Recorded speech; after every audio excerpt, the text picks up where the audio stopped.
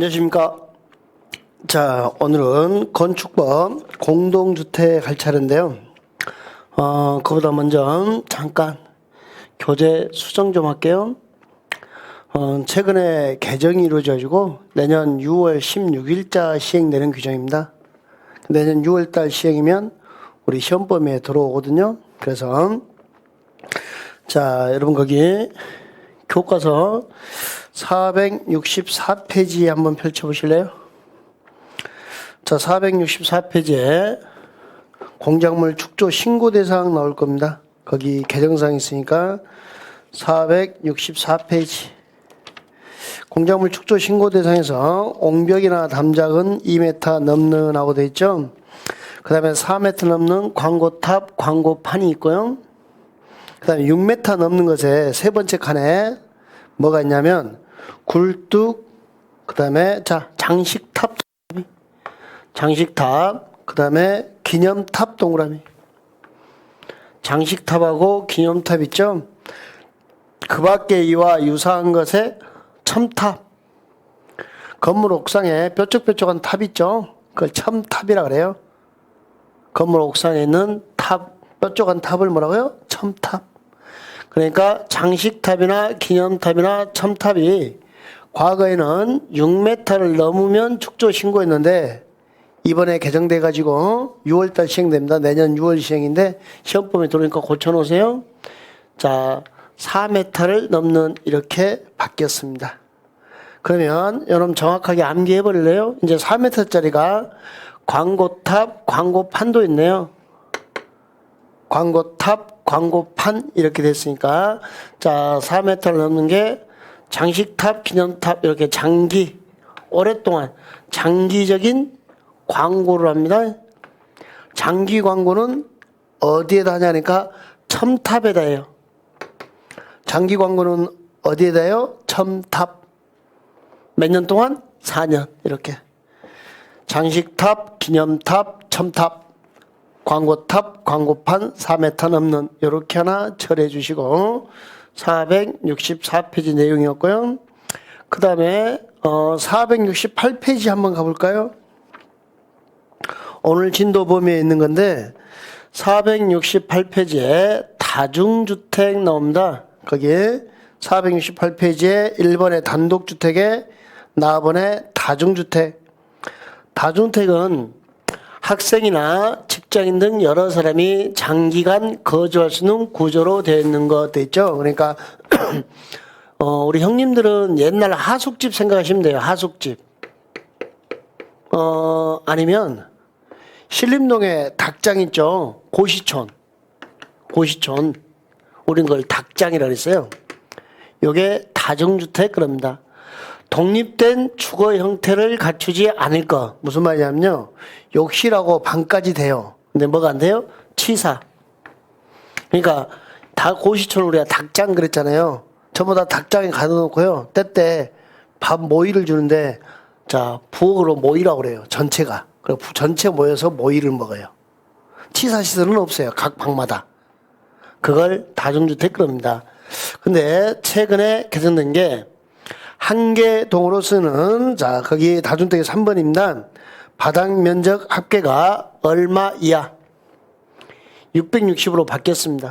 330에서 660으로 개정됐습니다. 이번에. 그러니까 우리 주택 개념할 때요. 거의 다중도 나오고 다가구도 나오고 밑에 연립 다세대 나오는데요. 주택 면적은 전부 다 기준점이 660제곱미터 200평으로 다 바뀌었습니다. 이제 통합됐으니까 편하죠. 일단 주택의 모든 기준점은 660제곱미터다 라는 거 기억해 두시면 되겠고, 상계층이 하잖아요. 1층 전부나 일부를 필로티, 1층을 필로티 구조로 해서 쓰고요.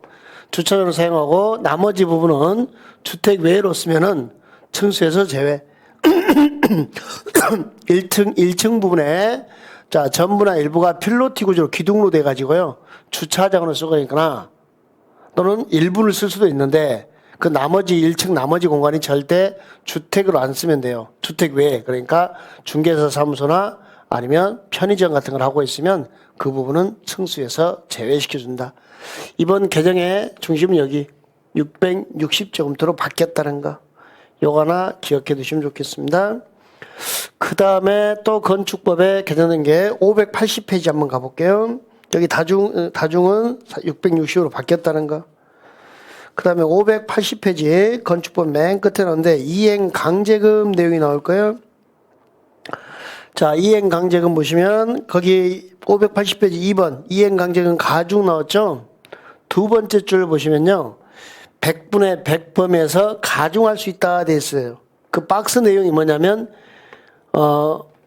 여러분의 위반 행위가 영리 목적이나 또는 상습 위반, 영리 목적 위반이나 상습 위반일 때 100분의 100 범위에서 지자체 조례가 정하는 바에 따라 이렇게 바뀌었네요. 조례가 정하는 바에 따라 가중하여야 한다. 그러니까 자, 가중할 수 있다 됐던 것을 가중할 수 있다를 지우시고 자, 해당 지방자치단체의 조례로 정하는 바에 따라 가중하여야 한다. 이렇게 개정됐습니다. 해당 지방자치단체 조례로 정하는 바에 따라 가중하여야 한다. 이렇게 바뀐 거 수정 좀 해주시고 자, 넘겨보시면 다시 583페이지 예제 보일 거예요. 예제의 2번 지분. 허가권자는 영리 목적 위반이나 상습 위반 등 대통령령으로 정하는 경우에는 이행강제금 부과 금액을 100분의 100 범위에서 가중할 수 있다가 아니고 해당 지방자치단체 조례로 정하는 바에 따라 자, 가중을 하여야 한다. 그러니까 조례가 정하는 바에 따라서요. 조례가 정하는 바에 따라 가중하여야 한다. 이렇게 되어 있습니다. 예, 이렇게 개정사항들이 있고요. 개정사항이 국토계획부도 있긴 있어요. 다 내년 시행될 이야기들입니다. 근데 뭐 내년 시행돼도 시험범위에 들어오니까 미리미리 소개는 좀 시켜드릴게요. 뭐 6월 달에 소개시켜도 상관이 없는 거죠. 6월달 시행이니까 근데 미리 좀 소개시켰고 국토계획법의 개정이요 좀 많이 바뀌었는데 별건 없어요. 그러니까 예전에 자 시도지사나 시장군수가 공보에 자 우리 공고할 때 공고나 고시할 때 어디다요? 공보에다가 고시했어요. 공보에 자 고시해야 한다, 공고해야 한다 그랬어요. 지방자치단체는 공보에 공고해야 한다 됐었는데 이게 개정돼 가지고 공보와 인터넷 홈페이지에 공고해야 된다.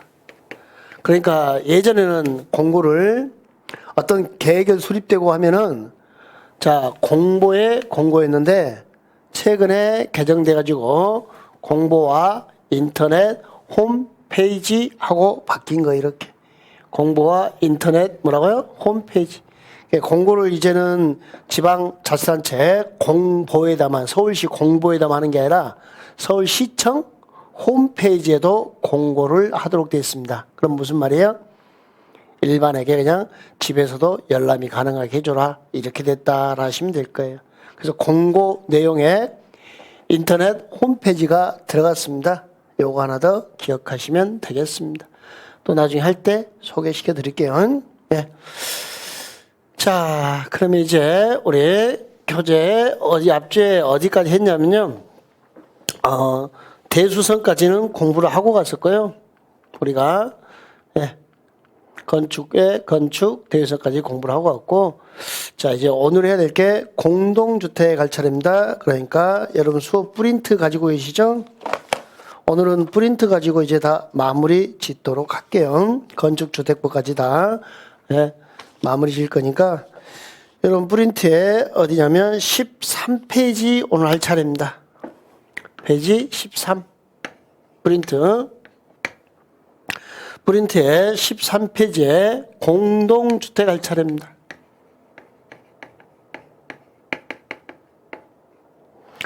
자, 우리 주택의 종류에는 공동주택과 단독주택으로 나뉘어집니다.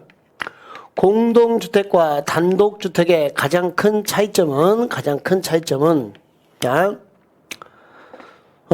여기 뭐라고 하냐면, 다세대 주택이 공동주택이거든요. 다가구주택은 대표적인 단독주택이에요. 다가구가 뭐냐면요, 원룸. 그래서 다가구가 나도 공동주택 끼워줘 그러잖아. 다세대야 나도 끼워줘 그러죠. 얘가 누구한테요? 다세대한테 다가구가. 그러니까 다세대가 하는 말이 그래요. 안 돼. 너는 소유주가 한 명이잖아. 한 명이면 단독이란 말이에요. 소유자가. 그러니까 건물이 하나가 있습니다. 이에 관해서 소유자가 건물 하나에 소유자가 하나면 단독, 건물 하나에 소유자가 여럿이면 공동, 이렇게 나누고 있습니다. 그러니까 건물 하나에 소유자가 하나면 단독주택, 소유자가 단독이란 말이죠. 그 다음에 소유자가 여럿이면 뭐요? 공동주택. 그러니까 구분 소유를 하고 있는 거죠. 무슨 소유? 구분 소유. 그럴 때, 자, 공동주택은 아파트, 연립, 다세대, 기숙사 이렇게 됐습니다. 여러분 이것 좀 봐보실래요? 지금 제가 보여주는 이 자료가 우리 서울특별시 도시계획과에서 만든 거예요. 근데 보세요. 여기는 660 이하, 여기는 660 이상. 그러면서 우리한테 이런 숫자 구별을 못한다고 문제 내는 공무원들 나쁜 놈들이죠. 여기는 660 초과거든요. 도시계획과의 전문가라는 친구들이 이상과 초과도 구별을 못하면서 자료들을 만든다는 거예요. 그리고 시험지 되면서 이거 초과 못 찾았다고 틀렸다고 그래요. 도대체 뭘 평가하는 건지 자기들 자질부터 먼저 평가를 해야 되는 거 아닌가요? 일부러 제가 이 옷자 있는 거 그대로 실었습니다. 여러분들 한번 보여주려고. 이건 아니거든요. 그러니까 우리가 이런 단위들 많이 헷갈려 하잖아요. 이상이나 이하냐. 그거 너무 신경 쓰지 마시라고. 그건 누구나 다 헷갈려 하는 거 봐요. 전문가라는 사람도 헷갈려 하는 거 보니까. 근데 정확하게 이렇습니다. 연립주택은 660 초과. 다세대는 사이즈가 660 이하. 읽어봐요. 연립은 660 초과. 연초. 다세대는 660 이하. 다이. 연립, 초과, 다세대, 이하. 연초, 다이 하는 겁니다. 연립, 초과, 다세대, 이하 됐네요. 연초, 다이. 연립주택은 660을 초과했고 다세대는 660 이하고요. 그 다음에 4계층 이하입니다. 4계층. 요 한 개 동이, 요 동이 4계층 이하고 이것도 4계층 이하야 돼요. 4계층 이하죠? 3계층, 2계층이니까 4계층 이하잖아요. 아파트는요, 무조건 5계층 이상이어야 돼요. 주택으로 쓰는 게, 이렇게. 그 다음에 학교 뭐가 있고, 기숙사. 이게 공동주택이었습니다. 자, 공동주택 보시면, 요건 좀 이따 주택법의 주택 개념 보고 다시 설명할게요. 자, 아파트. 층수가 몇 개층 이상? 5개층. 그 다음에요, 연립. 그 다음에요, 다세대. 그 다음에요, 기숙사. 이렇게 됐네요. 해서 아파트는 특징점이 5개층. 연립과 다세대는 우리가 빌라 하는 거예요. 빌라 하는 게 연립과 다세대인데, 한 개 동에 바닥을 전부 합한 게 660을 200평을 초과하면 연립, 200평 이하면 다세대, 연, 초, 다, 이, 연, 초, 다, 이 하셨죠? 그러니까 4계층. 죽을 사. 네? 죽을 사. 이렇게 됐네. 그 다음에, 기숙사도 있고, 여기까지가 공동주택. 종류를 암기 좀 해놓읍시다. 우리 부동산 학계론에서 이런 문제가 나오죠. 다음 중 공동주택에 해당하지 않는 것을 하고 나올 수 있으니까, 자, 아파트, 연립, 다세대, 기숙사. 연세대학교 기숙사. 어떻게 암기해요? 연세대 기숙사에서 우리 아들이 공동생활 좀 했으면. 여러분, 저희들 아연다기 하시면 안 돼. 왜냐하면 좀 전에 다가구라는 애가 있었잖아요. 거기서 혼동이 오기 때문에, 연세대학교, 다세대. 여러분, 이게 세대가 뭐냐면, 자, 공동주택을 세는 단위가 세대예요. 너희 아파트 몇 세대니 하고 이렇게 묻거든요. 공동주택을 세는 단위가 세대, 그러니까 거기까지 알고 받으시면 되겠습니다. 아, 연세대학교 기숙사하고 알아두시면 좋겠고. 자, 이제 단독주택을 보도록 할게요. 단독주택은 자, 단독주택은 우리 건물 하나 소유자 몇 명? 한 명. 건물 하나에 소유자 한 명, 그러면 단독주택 그럽니다. 자, 단독주택의 종류는 단독, 다중, 하숙집, 고시촌, 다가구, 원룸, 공간. 여기 다중도 있고 다가구도 있잖아요. 그러니까 아, 연세돼야지 아연다기 해버리면 요 다다와 헷갈려 죽어버릴 겁니다. 아셨죠? 그렇게 구별 좀 해두시고. 자, 공동주택은 아파트, 연리, 다세대, 기숙사가 있었고요. 단독주택에는 단독, 그 다음에 다중, 그 다음에 다가구, 그 다음에 공간 이렇게 됐네요. 시장님 관사. 대문 하나짜리 단독, 다중주택입니다. 다중주택은 이번에 개정돼서 여기에 바뀐 거 660으로. 그러면 이제 연립이고 다세대고 다중이고 다가구고 모든 기준점은 660으로 돼 있어요. 다 660 이하인데 연립만 660 초과로 돼 있어요. 연립만. 나머지는 기준점이 전부 다 660 이하로 돼 있다라는 거 봐두시면 되겠고요. 3계층 이하이고요. 근데 다중주택하고 이게 실제 우리 부동산 학개론에 기출됐던 문제입니다. 그때 다중주택하고 문제가 나면 딱 하나만 잡으세요. 특징점. 치사가 안 돼. 다중주택은 치사가 돼요? 안 돼요? 안 돼요. 다중주택 치사가 된다? 안 된다? 안 된다. 여기까지. 알아두십시오. 다중주택은 치사가 안 되더라. 여기까지 기억하시면 되겠습니다. 예. 자, 그 다음에 다시요. 다가구. 다가구는 원룸 생각하세요. 다가구는 주택으로 선층수가 3계층 이하이고요. 한계동의 바닥면积 660. 그 다음에 몇 세대? 19세대 이하까지. 독립한 주거생활이 가능해요. 3계층 660 19세대. 여기도 660이죠. 자, 읽어봐요. 369 369. 다가구는 뭐라고요? 369 369. 다중은요? 치사가 안 돼. 치사한 놈. 다중.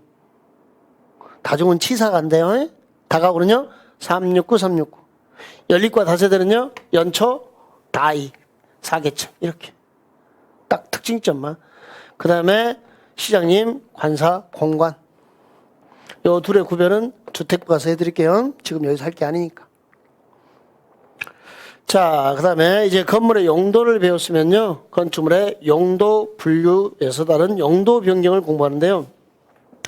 요 큰 틀 한번 좀 보여드릴게요. 이게 이제 어떤 내용이냐면요. 우리 건축법은 총 건물의 용도를 용도군 그럽니다. 29개의 용도로 나눕니다. 건물의 용도를 구조나 형태의 유사성을 가지고 총 29개로 나눠요. 건물의 용도를. 근데 우리 법은 이 건물의 용도를 통제하고 싶은 게 아니고 여러분이 많이 하는 1층 주택을 3층짜리 건물에서 1층 부분이 주택이잖아요. 그걸 상가로 바꾸려고 하는 거. 이걸 국가는 통제를 하고 싶은 거예요. 그러니까 국가가 통제하고 싶은 것은 29개 용도 분류가 아니라 이 용도 간의 용도를 바꾸는 거. 용도 변경이라 그래요. 그걸 통제하고 싶은 거예요. 하여 용도 변경을 통제하기 위해서 이 29개의 용도를 총 9개의 시설군에 재배치를 합니다. 29개 용도를 9개 시설군에 재배치를 하는데 이렇게 해요. 위험성이 큰 시설을 위에다가 위험성이 작은 시설을 아래쪽에다가 해서 총 9개의 시설군으로 자동차 관련 시설, 산업들 시설군, 전기, 통신, 자, 문화, 집회시설, 자, 그 다음에요, 영업, 시설군, 교육 및 복지 시설군, 근린생활 시설군, 주거 및 기타, 그 밖에, 기타. 이렇게 총 그 밖에까지 해서 9개로 시설군으로 나눕니다. 여기가 1번이죠. 여기가 9번이고, 1번이 위험성이 제일 큰 거. 1에 있으니까 제일 크다고요. 9번이 위험성이 제일 작은 거. 위에서 아래로 내려오면 위험성이 작으니까 국가가 통제가 작아져요. 신고. 올라가면 위험성이 커져요. 허가. 이렇게. 아셨죠? 그러니까 자, 국가는 29개 용도 분류를 통제하고 싶은 게 아니고 요 시설군을 가지고 여러분이 못하는 거 용도를 변경하는 것을 통제하고 싶었던 겁니다.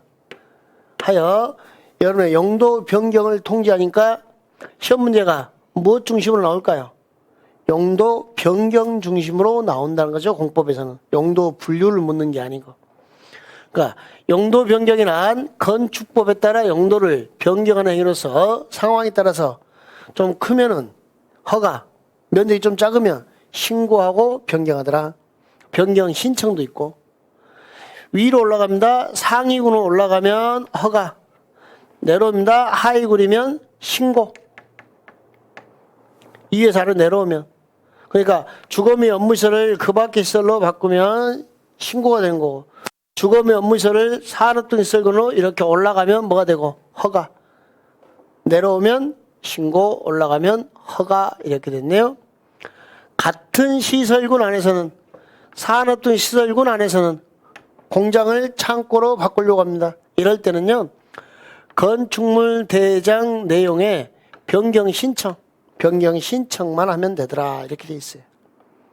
자, 그러니까 용도를 변경하는 과정에서 위에서 아래 내려오면 신고, 올라가면 허가, 옆으로 가면 변경 신청 됐네요. 자, 좀 흐릴 텐데 여러분들 몸만 이런 과정만 하나 소개시키고자 그린 그림이에요. 여기 자동차 관련 시설군 1번, 여기 9번 그 밖의 시설군 있네요. 그러니까 교육 및 복지시설에 교육이면 학교 맞잖아요. 영업시설군에 백화점 있네요. 위로 올라갔네요. 학교를 백화점으로 바꿨다. 그럼 뭘 받으라? 허가를 받으란 거죠. 자, 여기 콘서트홀이 있는데요. 문화집회시설입니다. 4번에 문화집회시설. 콘서트홀을 2종 근린생활시설로 바꿨어요. 내려왔죠. 그럼 뭐예요? 신고를 하랍니다. 그런데 자, 이렇게 창고를 장례식장으로 바꿨어요. 요 같은 칸에 있죠. 여기 요 같은 칸에 있잖아요. 좌우로 움직이잖아요. 이럴 때는 변경 신청만 하면 되는 겁니다. 자, 그러니까 여러분들이 용도 변경은 뭘 할 수 있으면 요 박스 내용들을 보면서 고객들한테 상담만 해줄 수 있으면 돼요. 그럼 상담하실 때, 자, 근거 자료를 프린트로 줬으니까 여기 봐보실래요? 건축물의 최초 용도가 아닌 다른 용도로 바꾸어 사용하는 것을 말하더라. 건축물의 용도 변경은 변경하는 용도의 건축 기준에 맞게 해야 되더라. 사용 승인을 받은 건축물의 용도를 변경하려는 자는 다음에 따라 국토교통부령이 정하는 바에 따라서 특별자치시장, 특별자치도지사, 시장, 군수, 구청장의 허가. 용도를 변경하는 것은 큰 건물을 만드는 것은 아니잖아요. 그래서 이 용도 변경은 구청장의 허가지 특별시장이나 이런 광역시장이 허가를 내준다 안 내준다. 요 두 사람의 허가 대상은 아니란 거죠. 특별시장이나 광역시장의 허가 대상이 아니더라라는 거 요거 하나 기억하시면 되겠습니다. 특별시나 광역시장에 허가 내준 것은 아니더라. 누가 내주더라? 이렇게 구청장. 그 다음에 낯선 단어가 이런 단어가 낯선 단어네요. 여러분 사용 승인이라는 단어가 나왔어요. 무슨 단어요? 사용 승인. 요 사용 승인은요. 여러분이 일반적으로 쓰는 단어는 어떤 단어냐면 준공검사. 준공검사라는 단어가 사용 승인이라는 단어입니다. 그 다음에 주택법에서는 이걸 사용 검사 이렇게 쓰는 편입니다. 그러니까 세 단어는 그냥 같은 단어로 쓰면 돼요. 사용 승인, 사용 검사, 준공 검사, 쌤. 준공 검사, 사용 승인, 사용 검사, 쌤이다. 이렇게 생각하시면 되는데 정확하게 법학은 이렇게 구별합니다. 건축물은 사용이란 단어를 씁니다. 토지는 준공이란 단어를 씁니다. 건축물은 뭐다고요? 사용. 토지는요? 준공 이렇게 쓰고 있는 거. 근데 우리가 일반적으로 구별하지 않고 준공이라는 단어를 쓰고 있잖아요.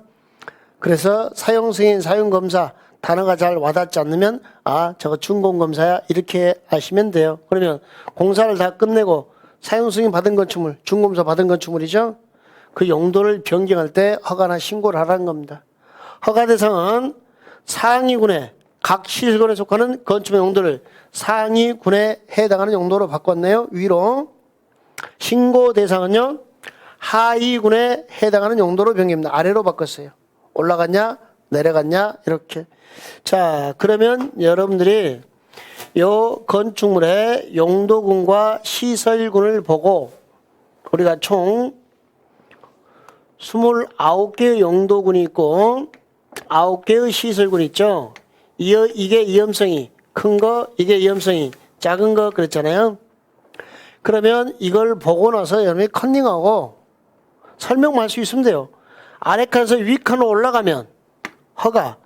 자, 운동시설을 이렇게 자 발전시설로 바꿨어요. 올라갔죠. 그럼 이건 뭐 허가라고 이렇게 설명할 수 있으면 돼요. 자, 집회시설을 이렇게 2종 근생으로 바꿨어요. 내려왔죠. 그럼 뭐가 되죠? 신고. 자, 여기 교육연구시설을 노유자시설로 바꿨어요. 같은 칸에서 좌우로 움직였죠. 자, 여기 창고를 공장으로 이렇게 같은 칸에서 좌우로 움직였어요. 같은 칸에서 좌우로 움직이면 건축물 대장 내용을 변경 신청하면 돼요. 변경 신청.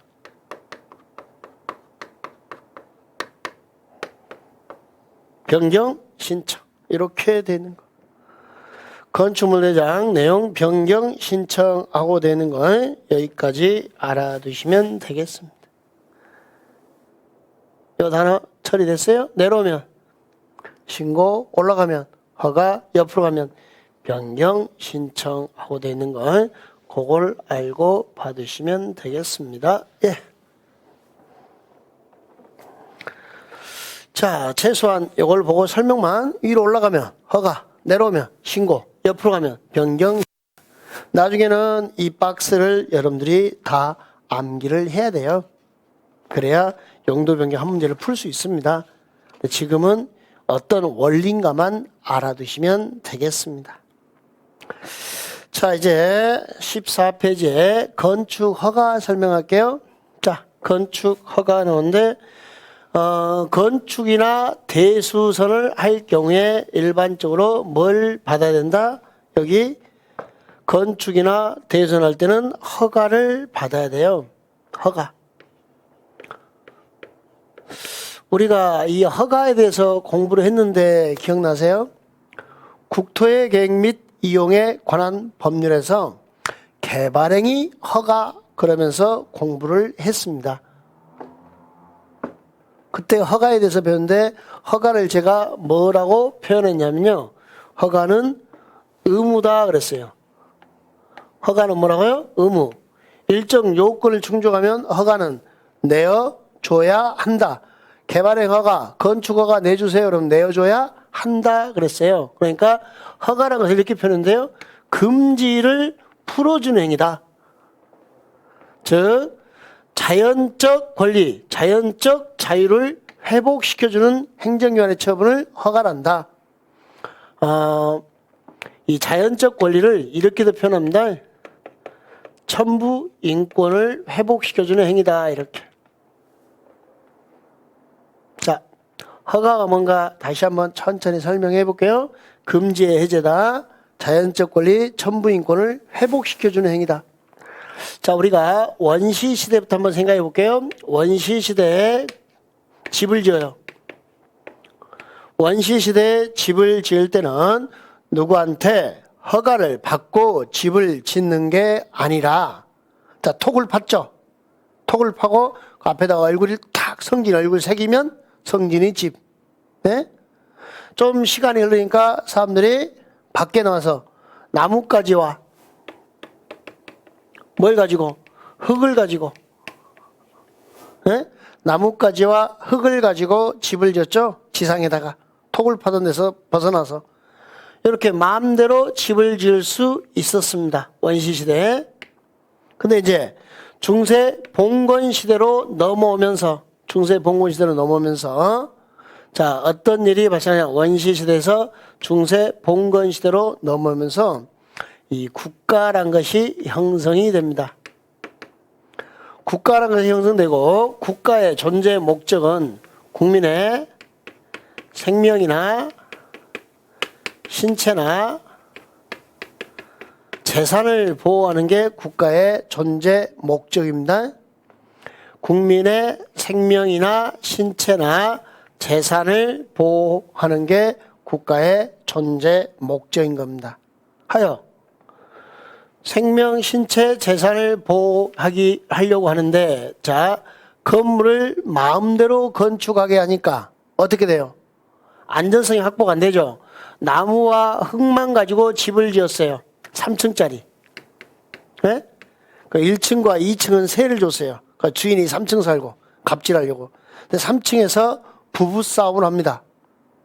나뭇가지와 흙으로만 집을 지었어요. 3층에서 쿵 하고 뛰면 어떤 일이 발생할까요? 침대에서 둘이 뛰어내렸어요. 3층이 쫙 벌어지겠죠. 왜? 나뭇가지 흙이니까. 그래서 2층으로 떨어졌을까요? 그래서 2층 침실 위로 떨어져요. 2층 압사.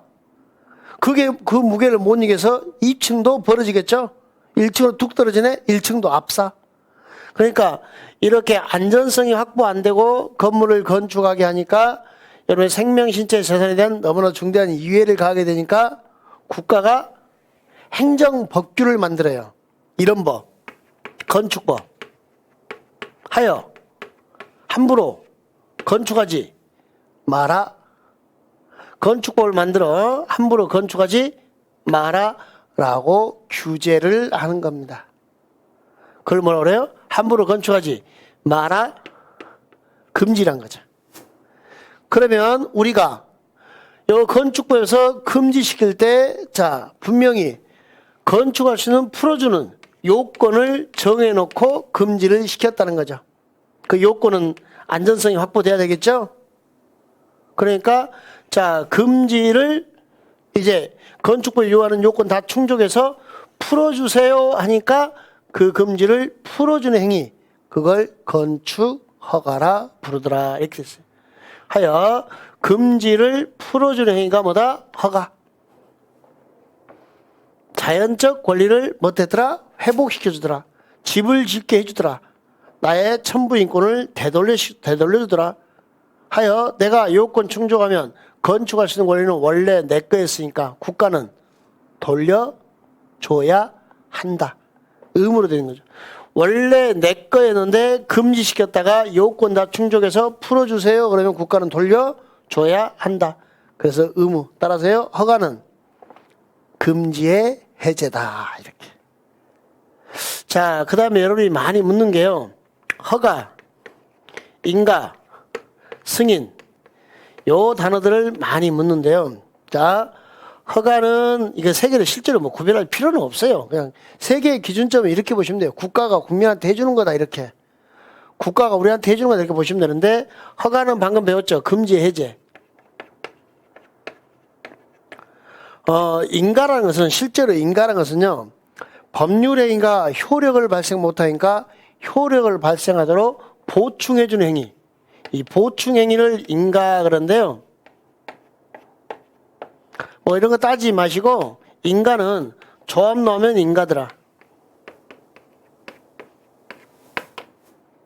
그 다음에 실시계획 나오면 인가더라. 두 군데만 써요. 조합에 인가, 실시계획, 삽질계획 나오면 인가. 이렇게. 그러니까 조합 만들 때 인가라 쓰고 그 다음에 실시계획, 건축계획 나올 때 인가라고 하더라. 이렇게. 승인이라는 단어는요. 하급자가 어떤 일을 하고 나서 상급자에게 하급자가 계획을 수립해서 상급자에게 제가 이렇게 했습니다라고 못하는 거, 결제받는 거. 아랫사람들이 일을 해서 윗사람한테 자 승인 따라서요 검사받는 거. 그 다음에 승인은 이 돈과 관련되면 돈 문제가 나오면 윗사람한테 승인받아야 돼. 결제받아야 돼. 그러니까 아랫사람이 계획 수립해서 윗사람한테 결제받는 거 승인. 돈 관련되면 아랫사람이 윗사람한테 승인. 이렇게 되는 거. 이런 단어 정도만 기억하시면 좋겠습니다. 한번 들어두시면 자 허가는 금지를 풀어주는 거, 건축 허가, 개발의 허가 이렇게 쓰는 거고, 인가는 조합에 개발 조합, 재개발 조합, 재건축 조합, 주택 조합, 인가 이렇게 세 군데서 인가를 쓰고요. 그 다음에 실시계, 건축계획 있죠? 나오면 인가를 씁니다. 승인은 계획 같은 걸 수립했을 때 아랫사람이 윗사람한테 결제받는 거. 그러니까 돈 관련된 문제가 나면 돈 문제는 신중해야 되잖아요. 의사결정이 와서 승인. 승인을 딱 한마디로 표현하면 결제받는 거, 결제. 결제 시스템이 승인. 이렇게 알아두시면 되겠습니다. 예. 우리 공법에서 어려워하는 단어. 근데 요 세 개 다 그냥 국가가 국민에게 하는 거야. 이렇게 하시면 돼요. 자, 이제 건축하려면 허가를 받았잖아요. 금지를 풀어주는 허가라고 그랬죠. 제가 허가는 의무라고 했잖아요. 허가는 의무인데 국가가 자 국토관리상 필요하더라. 그러면은 이 허가를 제한할 수 있어요. 건축 허가를 제한할 수 있고요. 착공을 제한할 수 있습니다. 그러니까 여기에 이렇게 문화재가 있어요. 네? 여기 환경이 너무 좋아요. 경관이 너무 아름다워요. 그러면 이런 지역에서 허가를 문화재 훼손 우려가 있을 테니까 허가를 안 내줄 수 있다는 거죠. 또는 이미 허가가 나와버렸어요. 허가가 나왔어요. 그러면요. 자, 허가받은 건물에 착공을 제한할 수도 있습니다. 이미 허가받았을 때는. 허가를 제한할 수 있고 허가받은 건물에 착공을 제한할 수도 있습니다. 자, 이때 제한 기간은 2년. 연장은 1년. 1회 안에서. 그러니까 이렇게 허가 난 것을 허가를 안 내주기도 하고 허가 내줬으면 착공을 포크레인바까지 못 들어오겠죠. 착공을 제한하기도 하고 아직 허가가 내주기 전이면 허가를 제한할 거고 허가를 내줬으면 이렇게 착공을 제한할 수 있다. 이렇게 봐주시면 돼요. 허가나 착공을 제한할 수 있습니다. 제한 파트는 아주 중요한 파트인데요. 자, 제한 파트에서 우리 자 분류가 두 분류로 나뉘어진 걸 빨리 보세요. 이렇게 국토교통부 장관이 제한하는 게 있고요. 특별시장, 광역시장, 도지사가 제한하는 게 있습니다. 국토교통부 장관은 국토관리상 특히 필요하다고 인정하거나 국토관리상 필요할 때, 또 주무부 장관이 국방, 문화재보전, 환경보전, 국민경제상 특히 필요하다고 인정하여 요청하는 경우에 허가권자의 허가나 허가받은 건축물의 착공을 제한할 수 있다. 이렇게 됐습니다. 그러니까 국토교통부 장관이죠. 국토교통부 장관은 중앙정부 소속이죠. 여기는 중앙정부고 특별시장, 광역시장, 도지사는요 지방정부 소속이잖아요. 네? 중앙정부 국가 소속이죠. 그러니까 국토교통부 장관은 중앙정부는 국토관리를 위해서 필요하면 제한할 수 있답니다. 국토관리. 또 장관이 자 국방이나 문화재보전, 환경보전, 국민경제상 특히 필요해서 요청. 누가 요청했어요? 장관이. 국토관리상 필요하더라. 장관이 요청하더라. 그러면 허가나 허가받은 것쯤에 착공을 제한할 수 있습니다.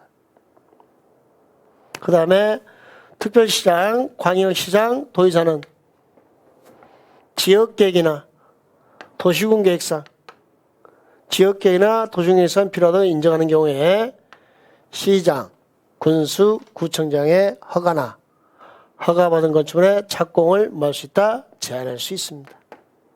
제한하면 이제 즉시 국장한테 보고하고 국장은 제한 내용이 지나친 점 해제를 명할 수 있다. 자, 봐보세요. 국토교통부 장관의 제안입니다. 국토교통부 장관은 중앙정부 소속이니까 국토관리상 필요할 때, 장관이 요청할 때 제안할 수 있습니다. 자, 이행시 만들까요? 국토관리상, 장관의 요청.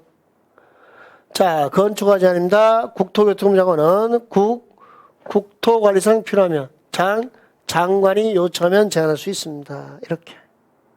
그 다음에 특별시장, 광역시장, 도지사는 중앙정부, 지방정부 소속이니까 지역계,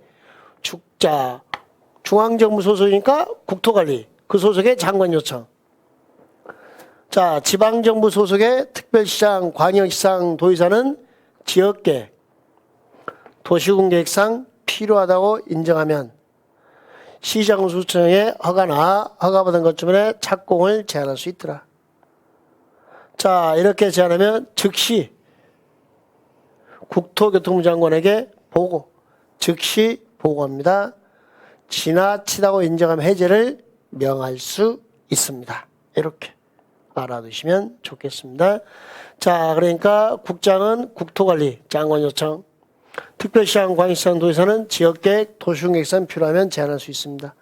이때 이 사람이 시장, 군수, 구청장 것 제안했잖아요. 허가나 착공 제안했죠. 그러고 나서 국토교통부 장관에 즉시 가서 얼굴만 보고 오면 되나요? 지나치다고 인정하면 해제를 명할 수 있다. 제한기간은요 2년, 연장은요 1 플러스 1, 1에 하나요 1년. 이렇게 됐습니다. 이 건축허가 제한 파트는 자주 빈출되는 영역이니까 정확하게 정리를 해 두시면 좋겠습니다. 자, 이제 건축 신고. 자, 우리가 건축 허가를 배웠는데요. 이제 건축 신고를 공부하려고 합니다. 그런데 허가와 신고에 대해서, 지금 허가에 대해서 구체적인 이야기는 없었어요. 무엇부터 허가를 받으라 이런 건 없었잖아요. 그럼 건축하려면 허가를 받으란 거예요. 그런데 건축하려면 허가를 받아야 되는데, 야, 다 허가 받는 게 아니라 작은 것은 그냥 뭐 하고 끝내자. 신고하고 끝내자. 이렇게 했어요. 자, 건축하려면 뭘 받으세요? 허가. 그런데 작은 것은 뭐? 신고. 예를 들어보면, 자, 건축 신고 봐볼래요? 여기 1번. 바닥 면적 합계 85제곱미터 이내에 증축이나 개축이나 재축은 신고라 돼 있어요. 85 이내면 85 이하거든요. 그럼 이건 신고면, 이게 85제곱미터를 초과하면, 이보다 더 크면 뭐가 된다는 거예요? 허가. 이런 말이 되는 거예요. 85제곱미터 이내면 뭐고요? 신고. 85제곱미터를 초과하면 뭐가 된다? 허가가 된다. 이렇게 되어 있는 걸 확인하시면 되겠고요. 또 관리지역, 농림지역, 자연환경 보존지역이면 시골인가요? 시골에서 200제곱미터 미만이고 and 몇 층 미만이죠? 3층 미만이면, 200 미만이고 3층 미만이면 신고. 이렇게 됐습니다. 그러면 and죠? 200 이상이면, 200좀 이상이면 허가. 3층 이상이면 이렇게 허가. 이렇게 됐네요. 2, 3 미만이면 신고입니다. 그러면 또는 둘 중에 하나 더 넘어서 버리면 허가로 넘어간다는 거, 요걸 알아두시면 되겠고요. 그 다음에 우리 대수선 배웠잖아요. 대수는 주요 구조부를 증설, 해체, 수선, 변경했잖아요. 근데 그 중에서 누구만 주요 구조를 수선하는 것만, 주요 구조를 수선하는 것만 뭐라 했어요? 신고. 그러면 증설이나 해체나 변경은 뭐가 되는 거죠? 허가. 이렇게 된 겁니다. 주요 구조부를 못하면요, 수선하면 무조건 신고. 시옷. 나머지 대수선에서 증설, 해체, 변경은 뭘로 가고? 허가. 대수선 중에서도 투쓰리 미만이면 신고. 대수선도 투쓰리 이상이면 허가. 이렇게. 또 소규모 건축물로서 대통령이 정하는 건축물. 대표적인 게 높이 3m 이하의 증축입니다. 높이 3m 이하의 증축. 증축을 하는데 몇 m 이하를 했어요? 3m 이하면 신고. 3m 초과, 4m면 허가, 3m면 신고. 이렇게 되는 거 확인하시면 되겠네요. 허가 대상 건축물이라 하더라도 다음에 해당하는 경우는 미리 특별자치시장, 특별자치도지사, 시장, 군수, 구청장에게 국토교통부 령이 정하는 바에 따라 신고하면 허가받은 것으로 봅니다. 그리고 신고로부터 몇 년 내 착수하세요? 1년. 1년 내 착수하지 아니하면 신고의 효력이 없어진다. 이렇게 되는 까지 확인하시고. 그때 신고사항은 바닥 면적합계 얼마 이내요? 85제곱미터 이내에 증축, 개축. 자, 그 다음에 재축까지 있었고, 시골의 관리적, 농림적, 자연환경 보전지역에 200 미만, 3층 미만. 그 다음에 주요 구조부 수선, 대선도 2, 3 미만. 그 다음에 3m 이하의 이렇게 소규모 건축물의 자, 증축 같은 거, 높이 3m의 증축. 이런 게 신고사항이더라. 신고하고는 1년 내 착수해야 됩니다.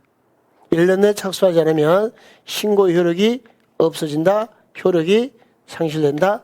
실효가 됩니다. 실효. 이렇게 되는 거. 자, 그 다음에 나와 있는 게 공개 공지 나왔네요. 자, 공개 공지부터는 잠깐 쉬었다가 진행할게요.